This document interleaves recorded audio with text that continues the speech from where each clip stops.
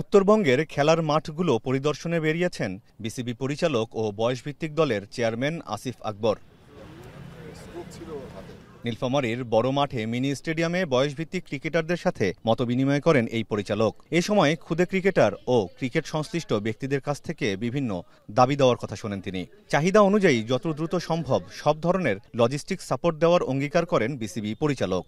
আমরা চাই স্টেডিয়ামে ক্রিকেটটা হোক। আমাদের ক্রিকেটের যে অবস্থা ছিল গত 15 বছরে খুব খারাপ অবস্থা ছিল।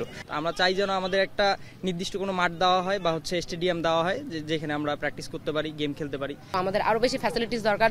ওভারঅল এখন আমাদের যা দরকার সেটা হচ্ছে আমাদের একটা টার্ফ দরকার, আমাদের ম্যাচ দরকার, প্রচুর পরিমাণ ম্যাচ খেলতে হবে। এখানে কোনো জায়গা বের করেন যেখানে দুটো হার্ড উইকেট তৈরি করা যাবে বা একটা টার্ফ সহ হার্ড উইকেট জন্য বাচ্চারা প্র্যাকটিস করতে পারেন, নেটের ফ্যাসিলিটি সহ।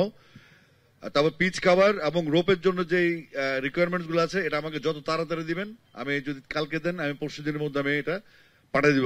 সারা দেশে মাঠ সংকট বলে একই মাঠে সব ধরনের খেলা আয়োজন করা যায় কিনা সে বিষয়ে পরিকল্পনা চলছে বলে জানান তিনি। ফুটবলের জন্য নির্ধারিত নীলফামারী জেলা স্টেডিয়ামে ক্রিকেট আয়োজন করা যায় কিনা সে বিষয়ে বাফুফে ও ক্রীড়া পরিষদের সাথে কথা বলার কথা জানিয়েছেন তিনি। আমরা এনএসসির সাথে কথা বলবো, যেহেতু 4টা স্টেডিয়াম নীলফামারী স্টেডিয়াম একটা ডেডিকেটেড ফর ফুটবল, তো আমরা চাইবো এখানে তাদের ইয়ার ক্যালেন্ডারটা কি, মানে ঢাকা ফুটবল অ্যাসোসিয়েশন যারা ক্লাবগুলো খেলে ডিএফএ তাদের শিডিউলটা কি, এবং সেটার সাথে আমরা যেহেতু এখন আমাদের বিসিবির সাথে বাহুফের একটা বিরাট হৃদ্যতা আছে, আমরা চাইবো এখানে একটা স্থায়ী উইকেটও আছে। তো স্থায়ী উইকেট যদি ফুটবল খেলা হয় তখন স্থায়ী উইকেট ক্ষতিগ্রস্ত হতে পারে, সেক্ষেত্রে আমরা এখানে সিনথেটিক টার্ফেরও ব্যবস্থা করতে পারি। তো সেক্ষেত্রে ফুটবল ক্রিকেট খেলে কোনো সমস্যা হওয়ার কথা না। ফুটবল মাঠ নিয়ে আসিফের দেয়া বক্তব্যের জের ধরে সৃষ্ট ভুল বুঝাবুঝি এর মধ্যে সমাধান হয়ে গিয়েছে জানিয়ে আসিফ আকবর নীলফামারীর সাংবাদিকদের ওসব বিষয়ে মাথা না ঘামানোর পরামর্শ দেন। নারী ক্রিকেটারদের যৌন হয়রানির বিষয়ে তদন্ত কমিটি 15 দিনের মধ্যে রিপোর্ট দেবে বলে আশাবাদ ব্যক্ত করেন তিনি।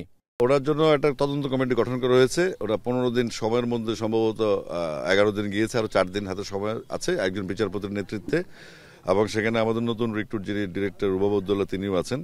আশা করছি 15 দিন যাক, তারপর আপনি রেজাল্ট পেয়ে যাবেন। নীলফামারীর পর পঞ্চগড় ও ঠাকুরগাঁয়ে বিভিন্ন ভেন্যু পরিদর্শন ও ক্রীড়া সংস্থার সাথে বৈঠক করবেন আসিফ। আমিরুল বাপ্পি, এখন নীলফামারী।